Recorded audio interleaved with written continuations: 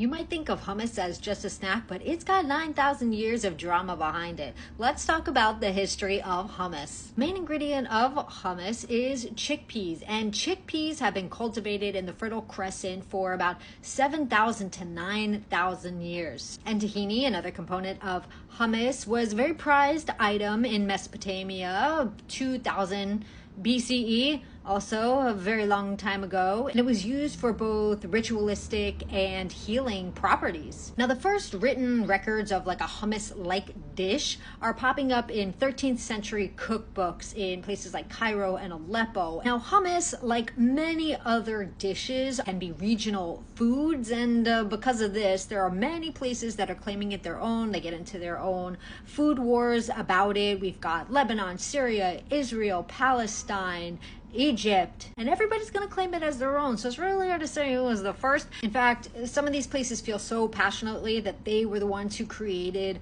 hummus that they get into, like I said, kind of a food war. Israel and Lebanon went head to head to see who could create the largest serving of hummus. Well, if you said 10 tons, yeah, Lebanon made a 10-ton hummus. So get your floaties, put on your little goggles, and put on that bathing cap because your hair is about to get all sorts of messed up if you dive into this big. They made it in a satellite dish, in case you were wondering. So if we're thinking about the modern version, we talked about the older version that, by the way, was assumed to have been served actually warm. The modern hummus bitahina, kind of popularized around the 18th century in Damascus.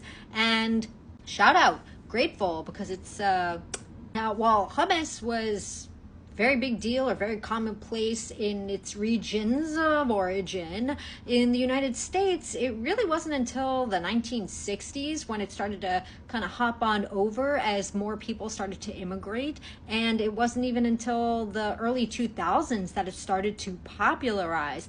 And we gotta thank, I guess, however you feel about it, Sabra, where they were acquired by PepsiCo, just huge marketing and bankrolling giant. I wish I could do the with the cash, but my other hand is holding this phone up right now. But that acquisition was giving it the ability to get into all these different grocery stores, put it on the shelves, making it really accessible. And then things started getting crazy with things like chocolate hummus. I don't know how you feel about that. I'm not a fan. And if you want to learn more about the history of hummus, you can tune into this episode of Sprung on Food. You can watch the episode on YouTube. Just go to the I Am Sprung channel, or you can listen as a podcast wherever you get your podcasts. Just search for Sprung on Food.